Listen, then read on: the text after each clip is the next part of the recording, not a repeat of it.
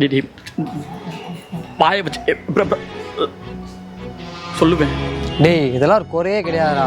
அவன் கண்ணு காது கேட்காமலேயே உண்மையாக லவ் பண்ணிட்டு இருக்காங்க. நீ போய் தைரியம் ப்ரப்போஸ் பண்ணுடா. பயமா இருக்குடா. ஆள் வந்துருச்சு, நீ போ.